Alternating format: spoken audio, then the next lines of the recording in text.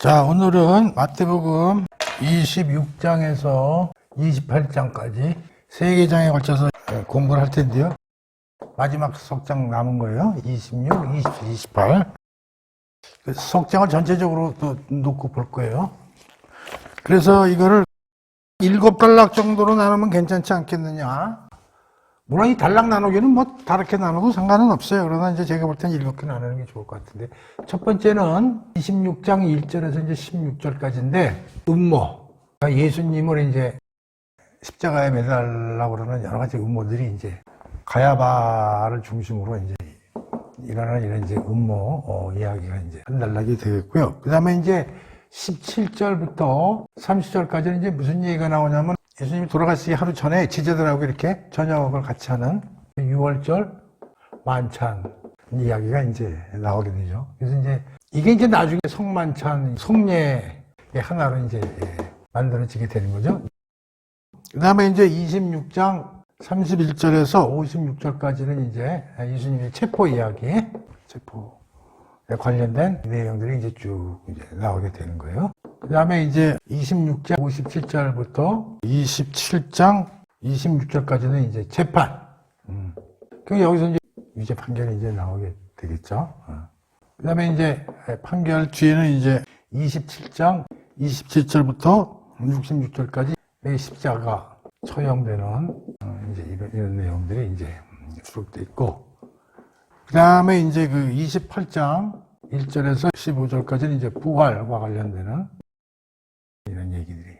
이제 마지막은 28장 16절에서 20절까지 제자들에게 복음 전도 명령이 내려져. 그래서 우리는 이걸 더 영어로는 The Great Commission, 대사명 뭐 이런 식으로 이제 표현을 해요. 큰 그 사명이라는 거죠. 여러분들이 잘 아시는 땅끝까지 가서 제자를 삼아라, 이제 그런 얘기가 이제 나오는 거죠. 그래서 26장부터 28장을 대충 이런 식으로 어렵진 않아요. 음모, 6월절 만찬 이제 하시고 나서 체포, 재판, 십자가 처형, 부활 이후에 제자들에게 땅끝까지 가서 제자들을 삼아라. 요한복음에서는 베드로에게 내 양을 먹여라, 이제 또 이렇게 나와 있죠. 이제 여기에서는 내 양을 먹이라는 얘기보다는 가서 복음을 전해라, 이런 Great Commission, 이런 식으로 나눠서 보면은 나름대로 단락이 잘 구분이 된다, 그런 얘기요. 그래서 제가 이걸 꼭 뭐 이렇게 딱 나누는 게 좋다 그런 건 아니야. 그러나 대충 이렇게 나눠볼 수 있다. 그래야 이제 26절부터 28장은 이런 내용들이 쭉 흘러 들어가서 얘기가 진척되겠구나 하는 건 이제 우리가 감을 잡을 수 있다, 이런 얘기예요. 오케이? 자, 그럼 이제 하나씩 공부를 해봅시다. 뭐 그렇게 이제 어려운 내용들은 없어요. 자, 그럼 첫 번째 26장 1절에서 16절까지 보자고 그랬죠? 음모. 1절 이제 봅시다. 예수께서 이 말씀을 다 마치시고 제자들에게 이르시되 너희가 아는 바와 같이 이틀이 지나면 6월절이라 인자가 십자가에 못 박히기 위하여 팔리리를 하시더라. 이 얘기는 뭐 여러 번 하셨죠? 지금 찾아보니까 한 6번 이상 나온 것 같아. 2절이죠. 내가 십자가에 달려야 된다. 근데 이제 여기서 공부할 거는 뭐냐면, 이게 죽으러 가시는 게 수동적으로 가는 게 아니고 자발적이다. 이게 이제 중요한 거예요. 이게. 그러니까 누구한테 막 끌려가가지고 죽으시는 게 아니라 자발적으로 간다는 얘기요. 그래서 이제 요거는 참고로 그 요한복음 10장 17절에서 18절 찾아보지는 않겠어요?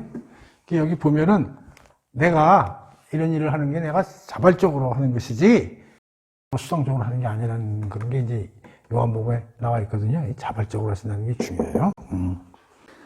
그 다음에 이제 그때에 대제사장과 백성의 장로들이 가야바라 하는 대제사장의 관정에 모여 예수를 흉계로 잡아 죽이려고 의논하되 말하기를 밀란이 날까 하노니 명절에는 하지 말자 하더라. 그야말로 가야바를 중심으로 해가지고 음모를 꾸미는데 어떻게 밀란이 날까 두렵다고 그러니까 또 그 대중들은 이제 또 되게 무서워하면서 그 명절날에는 손을 대지 말자. 명절날에는 사람이 많이 모여. 그러니까 뭐냐면 이제 비밀리에 해치우자. 이런 식의 이제 음모를 꾸미는 거죠. 그러니까 비밀리에 이제 해체후자는 얘기에 대한 이제 구체적인 것들은 앞으로 재판 과정에서 나오지만 전부 밤중에 사람들이 모를 거 아니에요. 그 여기 대중들은 되게 무서워하나 봐. 그리고 이제 이 당시에 제사장이 가야바인데, 참고로 또 뒤에도 나오겠지만, 이 당시 제사장 가야바는 맞아요. 근데 그 전에 그 제사장이 누구냐면 안나스예요. 이게 안나스의 사위예요. 이제 요한복음에는 이제 안나스 얘기도 나오는데, 여기는 이제 안나스 얘기는 안 나와, 마태복음에는. 그건 이제 나중 뒤에 재판 과정에서 좀 얘기를 해보지만, 그 안나스가 이제 원래는 제사장인데 와도 추문을 많이 벌려가지고, 이렇게 아웃됐어. 그래가지고 자식들한테 또 다 물려줬어요, 제사장 자리를. 그러다가 이제 이게 사위까지 이제 오게 되는 거예요. 근데 이 사위가 또 이게 처제실이 좋아가지고, 그 당시에 이제 제사장을 하는데, 그 가야바를 중심으로 사내들인 공의의 맨발이든가, 여기 보면은 뭐라 그래요? 저 백성의 장로들, 그 종교적으로 좀 명망 있는 사람들 모아가지고 이제 예수 때려 죽이자! 음모를 올린다, 그런 얘기죠. 그 다음에 이제 그 6절부터는 이제 좀 다른 얘기가 나오는데, 6절부터는 이제 뭐가 나오냐면, 그렇게 음모를 꾸미는 중에 한 여인이 예수님께 그 옥탑병을 깨가지고 기름을 붓는 장면 이야기가 나오는 거예요. 봅시다. 예수께서 베다니 나병 환자 시몬의 집에 가셨을 때, 여기에 이제 그 베다니라는 지명이 많이 나오는데, 이 베다니에서 많이 머무르셨어요. 예수님이 그 막걸리. 예루살렘 이제 입성하신 이후에. 근데 여기 뭐라고 되어 있어요? 베다니 뒤에. 나병 환자. 이게 나병 환자 집성초냐. 그러니까 나병 환자들만 이렇게 몰아서 사는. 그러니까 여기 보면 베다니 나병 환자 시몬의 집에. 그러니까 예수님이 입성하셨어도 머무르는 건 나병 환자 촌인 이 베다니 지역에 머무르셨다는 거예요. 야, 이거만 보더라도 우리가 예수님이 참 어떤 분인가 우리가 알 수가 있는 거 아니야. 그러니까 베다니란 말이 많이 나와요. 그러면 이제 앞으로 베다니가 그건 나병 환자들이 모든 사람들이 기피하는 지역이잖아요. 거기에 예수님이 자기의 그 주거지를 틀었다 이런 얘기죠. 계실 때에 한 여자가 매우 귀한 향유 한 옥합을 가지고 나와서 식사하시는 예수의 머리에 부으니 이렇게 된 거예요. 근데 여기선 마태복음에는 한 여자라고 나오잖아요. 근데 이게 요한복음에서는 죽은 나사로를 살리시잖아. 그 누이 동생인 마리아로 나와요. 여기는 그냥 한 여인. 이제 마태는 여기서 한 여인이라고 얘기했다는 거는 뭐냐면 이걸 부은 사람보다도 행위를 중요시하는 거예요. 행위에 중점을 둔 거예요. 이제 마태의 시각에서는 마리아라는 여자보다는 향유가 예수님한테 보여줬다는 그 행위에 집중을 해요. 그렇기 때문에 사람 이름을 빼버린 것 같아. 마태는. 귀한 향유라고 그랬어요. 귀한 향유. 이게 엄청나게 비싸다네. 그리고 그게 수입품이라네. 그 당시 그 유대 지역에서 안 난대요, 이게. 이게 뭐 아주 그 비싼 걸 하더라고. 그랬는데, 8절에 제자들이 보고 분개하여. 근데 제자들의 반응이 재미나. 분개했대. 무슨 의도로 이런 데 쓰냐. 이 비싼 거를 이제 이런 거죠. 이것을 비싼 값에 팔아 가난한 자들에게 줄 수도 있었겠도다 하거늘. 그러면서 그런 거야. 야, 이게 얼마짜리인데 말이야. 아무리 예수님이지만 뭐 예수님한테 훌쩍 다 붙냐. 저걸 많이 팔아가지고 돈으로 만들어가지고 어려운 사람들 도와주면 엄청나게 많은 사람들 도와줬을 텐데 이러는 거예요. 예수께서 이제 그걸 아시고 그들에게 이르시되 제자들이지. 너희가 어찌하여 이 여자를 괴롭게 하느냐? 너희들이 지금 이 여자를 지금 지탄하고 있어? 그러면서 그는 내게 좋은 일을 하였느니라. 이렇게 된 거예요. 그러면서 가난한 자들은 항상 너와 함께 있지만 나는 항상 너희들과 함께 있지 아니하니라. 이 여자가 내 몸에 이 향유를 뿌린 것은 내 장례를 위하여 함이니라. 내가 진실로 너희에게 이르노니 온 천하 어디서든지 이 복음이 전파되는 곳에서는 이 여자가 행한 일에도 그를 기억하게 하라 하시니라. 근데 이제 여기서 뭐 내용은 뭐 크게 어려운 건 없어요. 그런데 마리아가 이런 일을 했을 때 반응이 제자들의 이제 반응이 나오고 예수님의 반응이 나온다. 제자들은 분개했어요. 그리고 이유는 뭐냐면 이거 너무 비싸다. 불이웃해야 된다. 이런 얘기고 예수님은 뭐라고 그러셨냐면 재미난 단어가 나와요. 10절 보세요. 이 여자는 어떻게 무슨 일이라고 칭찬을 하세요? 좋은 일. 이 좋은 일이라는 게 참 해석하기가 어려워가지고 찾아봤어요. 그랬더니 이게 칼로스, 에르곤. 나도 이게 무슨 뜻인지 몰라. 이게 헬라 말인 것 같아. 칼로스, 에르곤. 이 좋은 일이라는 게. 근데 이게 어떤 뜻으로 쓰이냐면 적절한 플러스 아름다운 이런 복합어래요. 그러니까 이 일이 어떤 일이라는 거예요? 예수님이 할 때 칼로스 에리고 적절한 거야. 이 친구들아 그러고 뭐요? 이거 아름다운 일이라고 예수님이 얘기를 하시는 거예요. 이 제자들은 이렇게 분개하고 이러고 있는데 그러면서 11절에 뭐라고 그러냐면 예수님 말씀이 그거야. 불의의 돕기를 나쁘다고 그런 게 아니라 그들하고 너희들은 항상 그들에게 봉사하고 섬기는 일은 얼마든지 할 수 있는데 여기서 뭐라고 그래? 나는 이제 곧 너희와 헤어진다 이런 얘기요. 다시 말하면 헤어진다는 얘기는 죽는다 이런 얘기죠. 이 친구들은 돈 재물에만 관심이 있지 예수님이 앞으로 행적에 대해서 전혀 관심이 없는 거야. 그렇죠? 그러면서 뭐라고 그래? 이 여자가 내 몸에 이 향유를 부는 것은 뭐를 위함이라? 내 장례. 근데 이걸 보면서 이제 느끼는 게 제자들은 아직도 몰라요. 예수님이 왜 왔는지도 모르고 왜 죽으려고 그러는지도 그렇게 얘기를 해도요 못 알아들어요. 근데 유일하게 이 마리아라는 여인을 한번 보자고. 근데 요한복음에는 어떻게 나와 있냐면은 우리가 요한복음을 이제 공부를 했으니까 그 요한복음을 공부를 안 한 사람은 잘 모르겠지만 공부한 사람은 다 알아. 나사로의 누이 동생이 2명 있잖아요. 마르다하고 마리아. 근데 항상 예수님이 그 집에 오면 마르다는 계속 바빠. 예수님 못 이니까 그러면서 뭐 전도 붙이고 이렇게 법석을 떨어. 근데 마리아는 가만히 예수님 쫓아다니면서 예수님 앞에로 가만히 앉아서 귀를 쫑긋하고 계속 예수님이 무슨 얘기하나 오늘은 어떤 얘기 하시나 한번 들어봐야지. 요렇게 하는 거야. 그럼 남들이 보면 마르다는 굉장히 성실한 여인 같고 마리아는 굉장히 게으르고 그런 여인 같은데 예수님은 마리아를 칭찬하세요. 마리아를. 그게 뭐냐면 마리아는 항상 예수님 말씀하시는 귀를 쫑긋하고 있으니까 그분이 얘기하시는 거를 다 듣고 다 자기 머리로 우리말로 묵상을 되게 하는 여인이 마리아야. 그러니까 이 여인은 예수님이 그동안에 여러 번 이런 얘기를 하셨잖아요. 내가 뭐 죽어가야 된다. 또 3일 만에 뭐 다시 부활할 거다. 그 다음에 또 내가 저놈들 손에 잡혀가지고 모욕을 당할 거다. 이런 얘기를 여러 번 하시거든. 그거를 다 듣고 머릿속으로 기억을 하고 있어서 예수님이 때가 오신 것 같다는 걸 직감적으로 마리아는 눈치를 채는 거야. 그리고 그 당시에는 이제 장례 문화 중에 장례하면 몸이 썩잖아요. 화장 문화가 아니니까. 그러니까 그 향유 같은 걸 뿌린단 말이에요.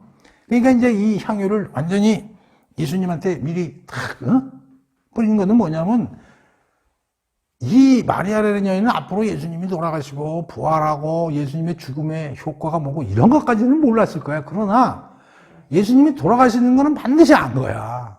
그리고 언제 돌아가시는 것 그 행동거지를 보니까 얼마 안 남으신 것 같으니까 미리 예수님을 축복한 거지. 예수님 죽음을 슬퍼하는 것보다도. 그러니까 이 마리아의 이 앞을 보는 그 해안이 좀 있는 거지. 얘네들하고 한번 비교를 해보라고, 이 제자애들하고. 물론 나중에 제자들이 더 큰 일을 했지만, 제자들은 나중에 언제서 완전히 깨우치냐? 부활 이후에 예수님을 만져보고, 부활한 이후에 예수님이 찾아와서 갈릴리에서 같이 식사를 하고, 이런 차원에서 이제 확 돌았었지. 그러나 그 전에 이미 마리아는 100% 예수님이 죽음이 뭔가, 부활이 뭔가 이런 뜻은 모르지만, 그래도 예수님이 앞으로의 일정과 이런 거에 대해서 세세하게 듣고 챙기고 묵상해서 그런 걸 받아들였다는 얘기예요. 그래서 예수님이 뭐라고 해요? 여기 이 여자의 이야기를 어떻게 하라고 그래요? 영원히 전해라. 이런 얘기를 이제 하시는 거죠. 예수님이 그가 한 일은 좋은 일이야. 칼로스 에르곤.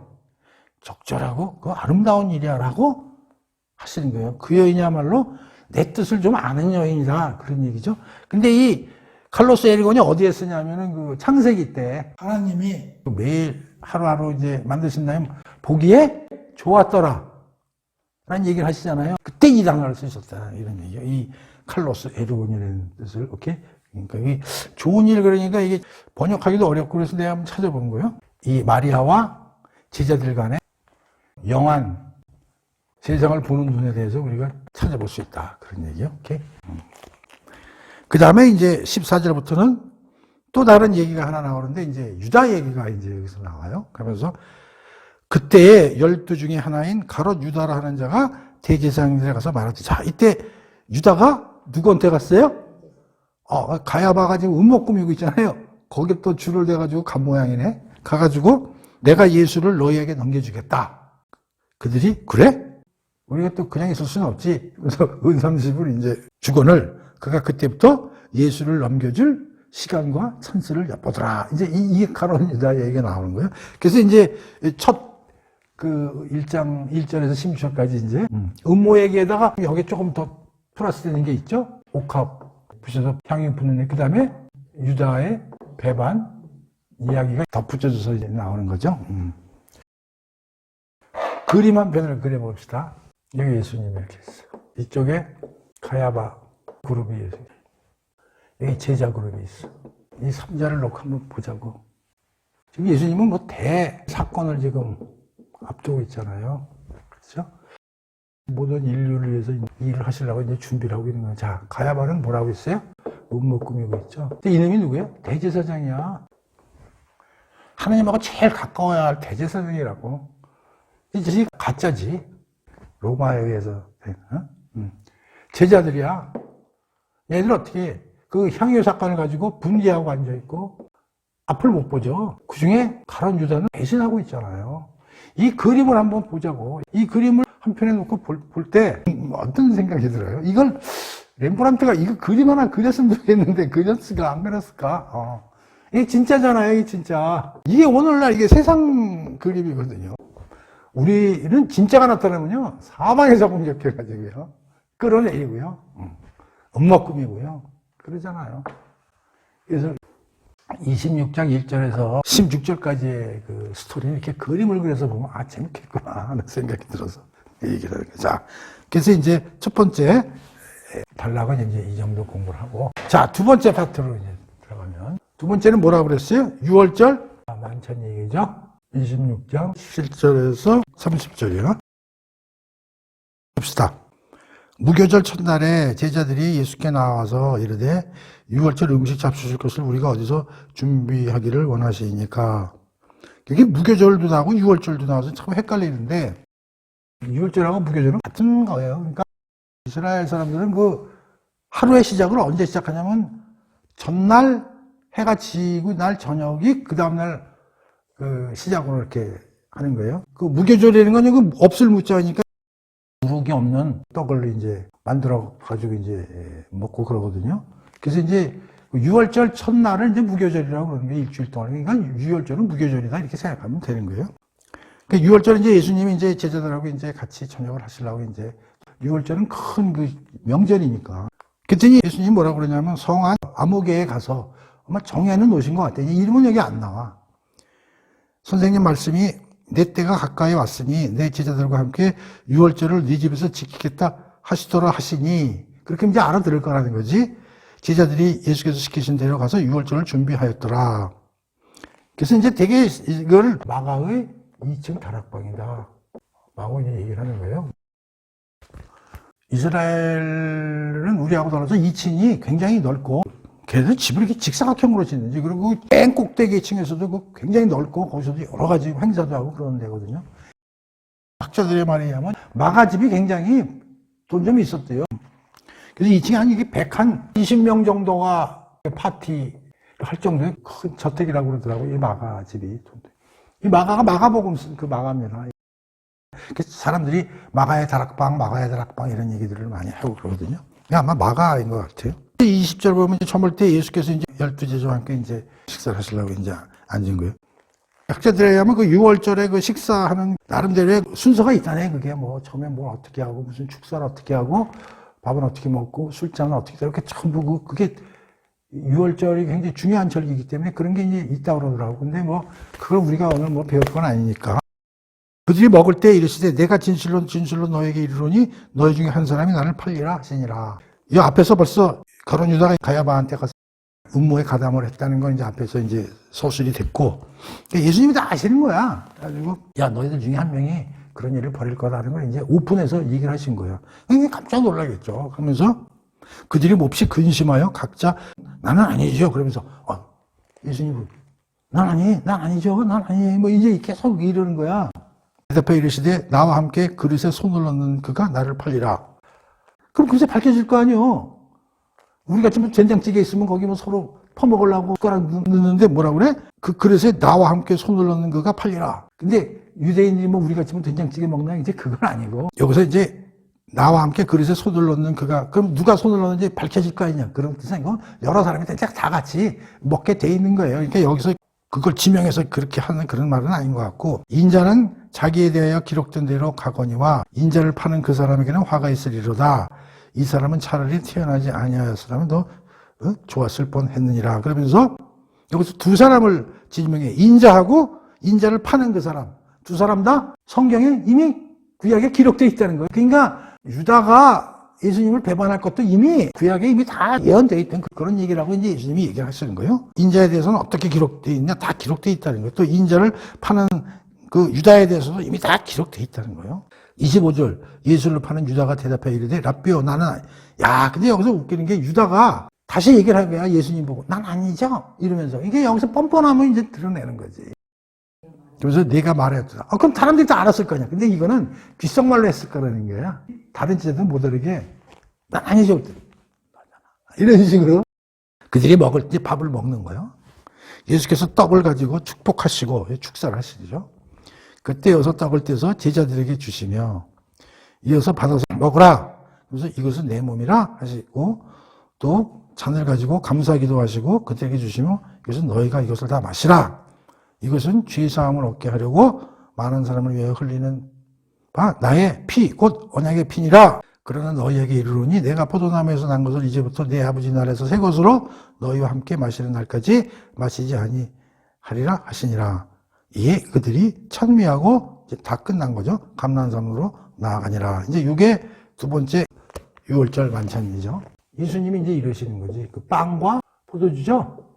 이걸 가지고 뭐라 그래? 이게 내 살이야, 이거 내 피다. 이렇게 얘기를 하시는 거죠.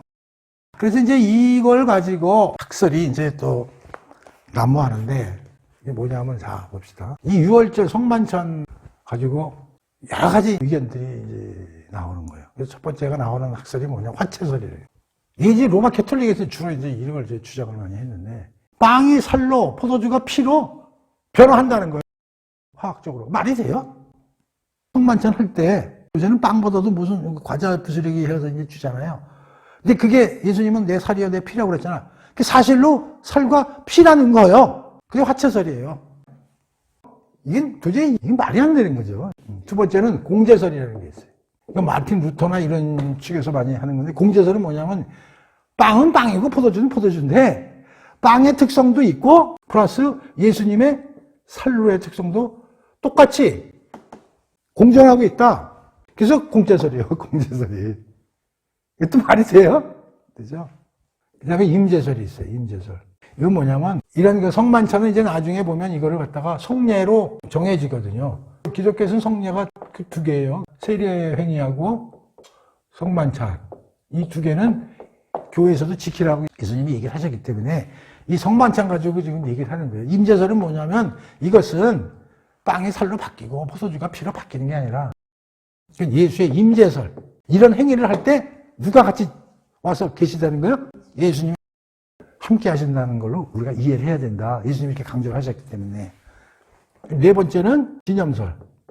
이거는 예수님이 이 성만찬은 내 살과 내 피와 같은 상징을 가지고 있는 거니까 그런 의미를 가지고 이 행사를 치러라 하는 걸 기념하는 이렇게 네 가지로 크게 이제 학설들이 나뉘어요. 그래서 이거 가지고 또 뭐 말이 많은데 이걸 대부분이 채택을 해요. 임제설이요. 그러니까 이 행위를 예수님이 하라고 그랬을 때 우리가 포도주도 마시고 우리가 떡도 같이 띠면서 할 때 예수님도 눈에 안 보이시지만 우리와 함께 내려오셔서 임재하셔서 그 의미를 우리에게 깨닫게 해주시고 같이 함께 하신다라고 이해하는 것이 가장 바람직스럽다고 해서 지금까지 쭉 임재설을 이제 많이 채택을 하고 있다는 걸 이제 참고로. 그러면서 28절 이것은 죄사함을 얻게 하려고 많은 사람이 흘리는 바 나의 곧 언약의 피니라. 그러면서 이 피도 특히 또 뭘 붙이세요? 언약의. 근데 여기서 셋자를 붙이는 게 더 좋아요. 예수님이 우리하고 하시는 언약은 우리가 옛날에 공부했지만 새 언약이죠. 예레미야 31장, 에스겔 36장 배웠죠. 우리가 모세의 시내산에서 한 계약은 하나님이 파기됐다. 니들이 지키지 않아서. 그래서 앞으로 메시아를 통해서 새로운 내 영을 불어넣어서 언약을 우리 마음속에다가 집어넣어서 그걸 지키게 하겠다. 그게 에레미야 31장, 에스겔 36장에서 우리가 공부를 했던 거예요. 그러니까 그 언약의 상징이 내 피다 이런 얘기예요.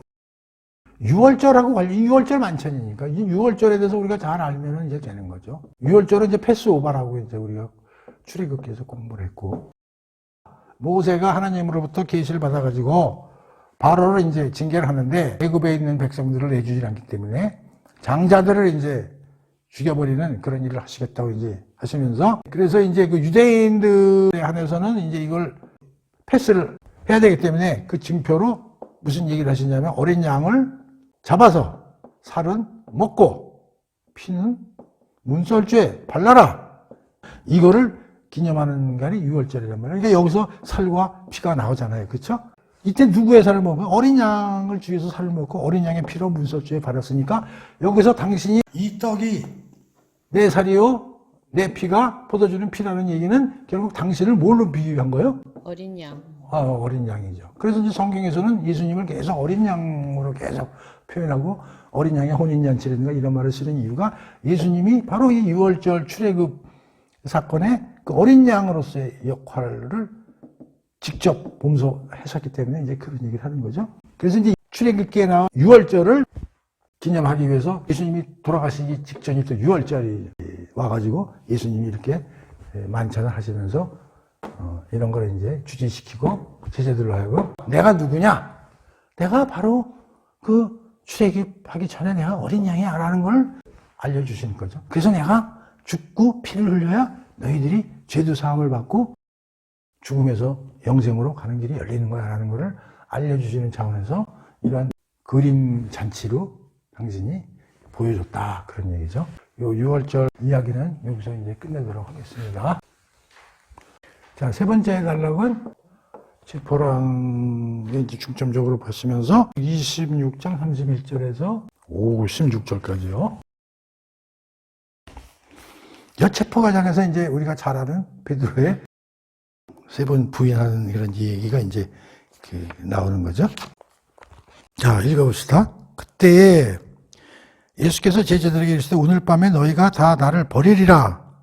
기록된 바 내가 목자를 치리니 양의 떼가 흩어지리라 하였느니라. 그러면서 그 밑에 주가 있죠. 그러면서 기록된 바 아니었으니까 31절 보면은 이미 예언 사실을 성취될 거라 그런 얘기를 하시는 거죠. 그렇죠? 그러면서 그게 어디에 그런 말이 쓰여져 있다고 그래요? 스가랴 13장 7절을 찾아보면 내가 목자를 치리니 양의 떼가 흩어지려 하였다는 말이 스가랴 13장 7절에 나온다는 얘기 찾아보진 않겠어요?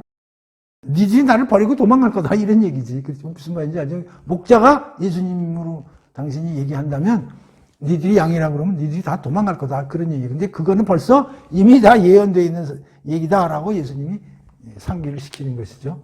참 이런 거 보면 참 대단해. 그러나 내가 살아난 후에 너희보다 먼저 갈릴리로 가리라.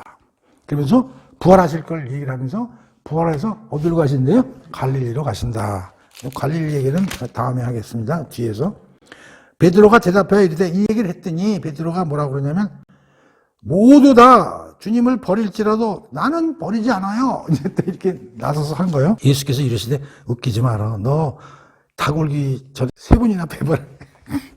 유명한 얘기죠. 세 번.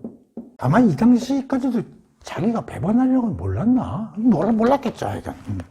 그런 게 이렇게 얘기를 했겠지.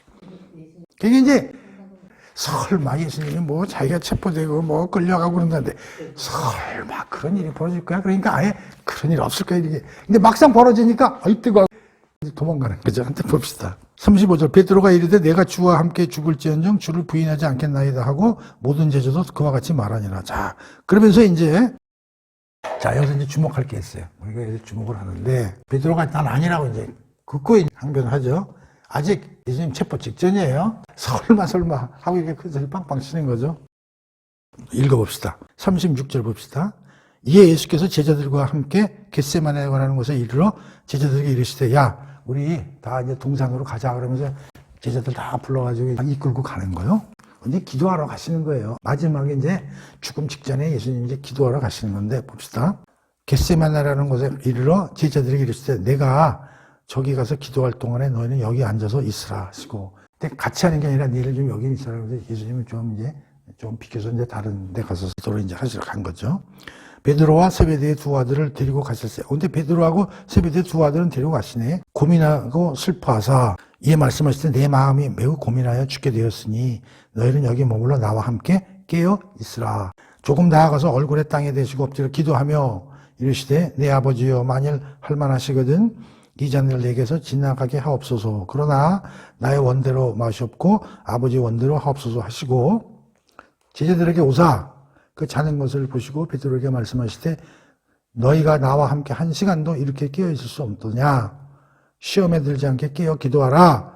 마음에는 원이로되 육신이 약하도다 하시고, 다시 두 번째 나아가 기도하여 이르시되 내 아버지여 만일 내가 마시지 않고는 이 잔이 내게서 지나갈 수 없거든 아버지의 원대로 하시기를 원하이다 하시고, 다시 오사 보신즉 그들이 자니 그들의 눈이 피곤함이러라.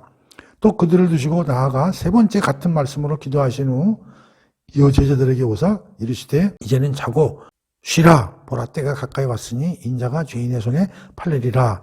일어나 함께 가자 하고 나를 파는 자가 가까이 왔느니라. 자, 여기까지 우선 보겠습니다. 잡혀가기 직전까지의 스토리예요. 이 스토리가 결국 정리해보면 뭐야? 이 스토리를 정리해보면 예수님이 제자들을 데리고 겟세마네 동산으로 가셔가지고 특히 요 베드로하고 세베대 두 아들을 데리고 니들 여기서 깨어서 있어라. 내가 기도하러 간다. 그런 얘기죠. 자, 봅시다. 여기서 예수님이 기도를 몇 번 하세요? 3번 하러 가십니다. 36절에 첫 번째 기도 얘기 나오죠. 그 다음에 42절에 44절 그 기도를 3번 하러 가세요. 자, 그런데 첫 번째 기도하고 왔더니 얘네들 어떻게 되겠어요? 제자들이요? 40절에 자고 있죠. 또 43절 그들이 자니. 그렇죠? 얘네들은 전부 자고 있어. 이런 스토리가 나오는 거고요. 그 다음에 예수님이 기도를 하는데 기도 내용이 뭐예요? 이 잔을 내게서 지나가게 하옵소서. 그러나 나의 원대로 마옵시고 아버지 원대로 하옵소서. 그렇게 나와 있죠. 그리고 37절이 중요해. 37절에 보면 우선 마음이 고민되고 슬프다. 이런 말씀을 하시고 기도를 하시면서 그 잔 얘기를 하시죠. 이 잔을 지나가게 하옵소서. 그러나 내 뜻이 아닌 하나님 뜻대로 하옵소서. 이런 얘기가 나오는 거죠. 그래서 뭘 공부를 해야 될까요? 자, 예수님이 3번 기도를 하세요. 그리고 거의 내용도 똑같아요. 그러니까 한번 생각해 봅시다. 우리가 예수님이 3번 정도를 기도를 할 정도니까 대단한 중대한 시점이라는 거죠. 그리고 지금 앞으로 일어날 일이 대단한 그 사건이라는 거죠. 이걸 대변해 주는 거잖아요. 그렇죠? 예수님이 3번을 갖다 기도하신다는 얘기는 엄청난 거예요, 이게. 그런데 기도를 하시면서 마음이 편안치 않다. 마음이 괴롭다. 이런 얘기를 하신단 말이에요. 기도하시기 직전에.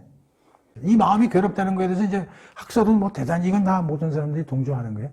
육체적 고통을 그럼 내가 감당할 수 있을까? 그래서 괴롭다는 게 아니라 여기서의 핵심은 뭐냐면 하나님과의 분리예요. 하나님과 분리되는 거 생각하니까 너무 괴로운 거예요, 이게. 이게 괴롭다는 얘기예요. 삼일째 하나님은 한 분이시잖아요. 근데 이분이 돌아가시는 이유가 우리의 죄를 안고 돌아가셔야 되기 때문에 죄가 그걸 안는 순간에 하나님하고는 분리가 되는 거예요. 그러니까 그게 한 번도 경험하지 못한 그런 일들이 이제 벌어지게 되니까 예수님도 상상을 이제 못 하시는 거죠.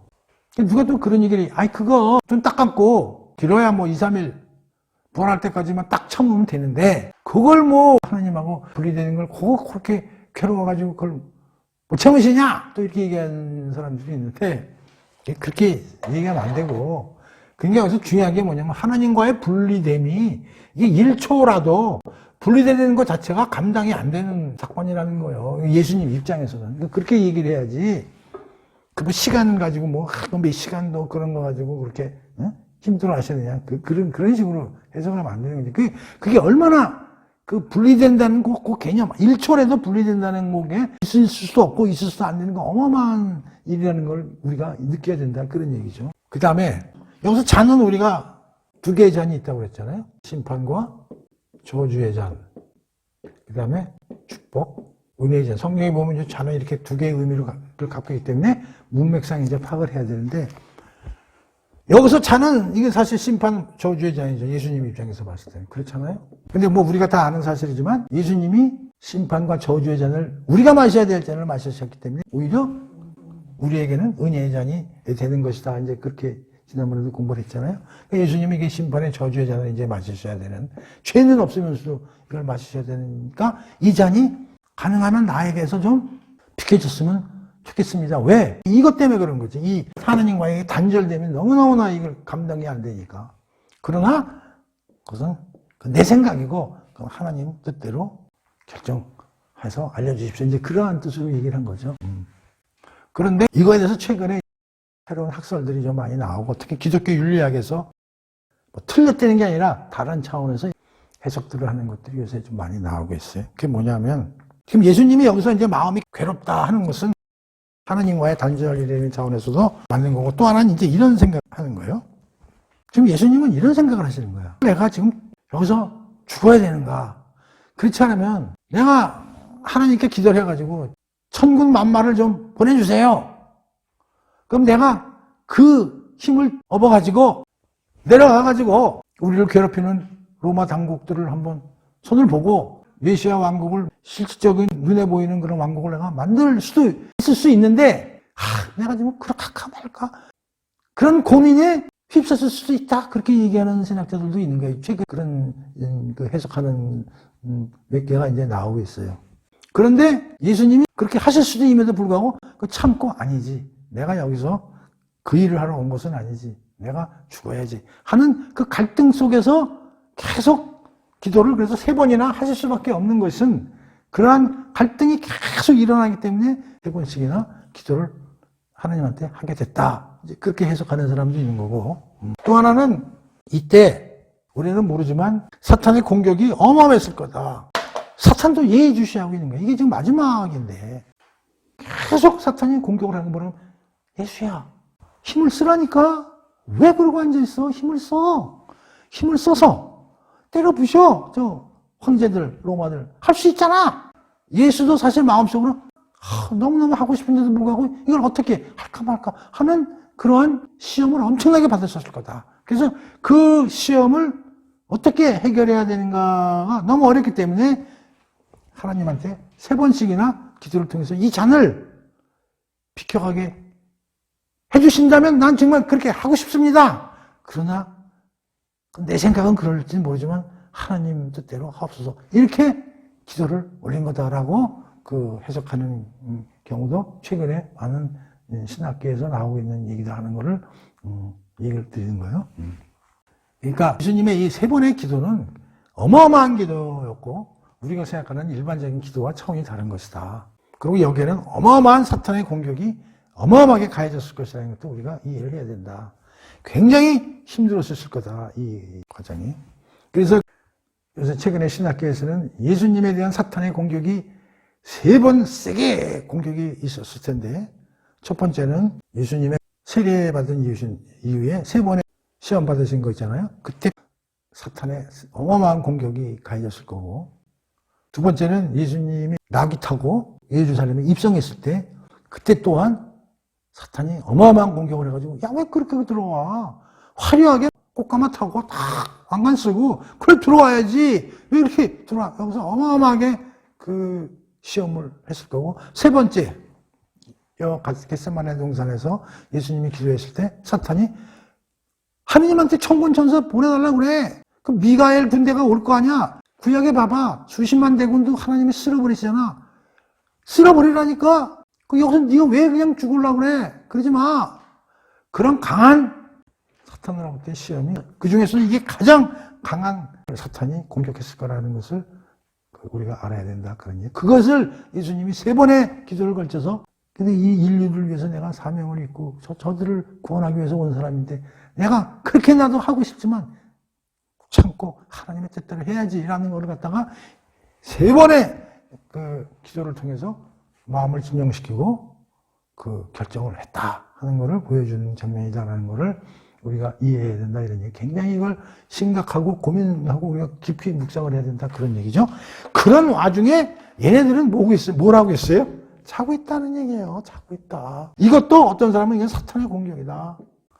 그래서 니들은 내가 니들하고 싸움 군번이 아니야. 부부싸움 할 때 애들 수면제 먹이고 니들은 이 큰 문제 니들 그냥 신경 쓸 문제가 아니야. 애들이 무서워가지고 그 문 밖에서 엄마하고 아빠하고 얼마나 싸울까 이러면 안 되는데 그러고 하실 때 안 잘 거야? 난 이 생각이 들더라고.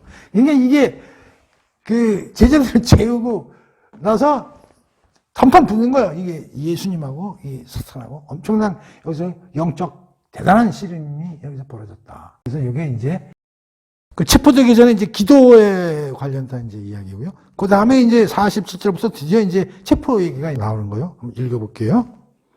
말씀하실 때에 12 중에 하나인 유다가 왔는데 때 제사장들과 백성의 장로들에게서 파송된 큰 무리가 칼과 뭉치를 가지고 그와 함께 하였더라. 자, 유다가 드디어 이제 가야 바치게 알려준 거야. 기도하러 갔다. 장소는 어디다. 그러니까 니들 빨리 출동해라. 이제 이렇게 돼가지고 이제 출동을 한 거죠. 그렇죠? 예수를 파는 자가 그들에게 군호를 짜 이르되 내가 입 맞추는 자가 그이니 그를 잡으라 한지라. 그러니까 벌써 일단 암호로 내가 예수하고 입을 맞출 테니까 내가 맞추는 자가 예수야. 그걸 이제 탁 알려준 거죠. 곧 예수께 나와 랍비여 안녕하십니까 하고 이게 또 하는 짓 봐가지고 또 입을 맞춘 거야. 예수께서 이르시되 이 친구여 네가 무엇을 하려고 왔는지 행하라 하신데 이에 그들이 나와 예수께 손을 대어 잡는지라. 예수와 함께 있던 자 중에 하나가 손에 칼을 대어 제사장의 종을 쳐 그의 귀를 떨어뜨리니 이 누구요? 베드로죠. 베드로가 그 중에 하나는 귀를 우리 요한 먹으면서 귀를 자랐잖아. 그 사람이 걔 이름이 누구요? 말고. 기억나요? 말고. 그 말고가 왕이라는 뜻이라고 그랬어요. 대제사장의 종을 쳐 이 말고라니까 그 귀를 떨어뜨리니 이 예수께서 이르시되 네 칼을 도로 칼집에 꽂으라. 칼을 가지는 자는 다 칼로 망하니라. 너는 내가 아버지께 구하여 자 53절이 우리가 좀 신경을 써야 될 구절이에요. 너는 내가 내 아버지께 구하여 지금 12군단 더 되는 천사를 보내시게 할 수 없는 줄 아느냐? 그러니까 예수님이 기도하실 때 천사들을 보내셨거든요. 그 기도를 그 막 피땀을 흘리면서 기도를 하셨거든요. 다른 복음서에도 이렇게 나오는 게 있거든요. 그러니까 그걸 돕기 위해서 천사들이 내려왔거든요. 그러니까 예수님이 바로 그 얘기를 한 거예요. 내가 수많은 천사들을 동원해가지고 힘으로 칼로 걔네들을 못 이길 수 있을 것 같아? 라고 아까 얘기했었잖아요. 기도 중에. 그렇게 해석하는 일부 그 해석자들도 있다고. 그게 바로 이걸 이제 토대로 그런 얘기를 할 수도 있는 거예요. 내가 만약 그렇게 하면 이런 일이 있으리라는 성경이 어떻게 이루어지겠느냐. 만약에 내가 그렇게 한다면 성경에서 전부 내가 어떤 일을 하고 메시아가 어떤 일을 하는 게 다 기록되어 있는데 그게 전부 하나님의 뜻이 깨지지 않느냐. 그런 얘기죠.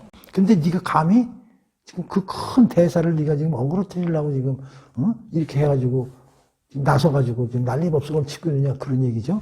그래서 요한복음에 뭐라고 그랬어요? 사탄아 물러가라. 이제 베드로한테 이제 예수님이 그 얘기까지 하시잖아요. 그때 예수께서 무리에게 말씀하실 때 너희가 강도를 잡는 것 같이 칼과 뭉치를 가지고 나를 잡으러 나왔느냐? 내가 날마다 성전 안에 가르쳤을 때 너희가 나를 잡지 아니하였도다. 니들이 무슨 칼과 뭉치를 가지고 나를 잡으려고 그래? 배풀 갖고 와봐라 나를 잡을 수 있느냐? 그러나 오늘은 네가 나를 잡을 수 있을 거다. 왜? 오늘은 내가 내 스스로 하나님의 큰 뜻을 이루기 위해서 내가 너희들한테 잡혀주는 거니까 무슨 뭐 칼과 뭉치 들고 갔다고 해서 니들이 잡는 건 아니다. 이제 그런 뜻으로 얘기하시는 거예요. 그러나 이렇게 된 것은 다 선지자의 글을 이루려 함이니라 하시더라. 이에 제자들이 다 예수를 버리고 도망가느니라. 이제 자는 정도가 아니라 어떻게 다 톡였어.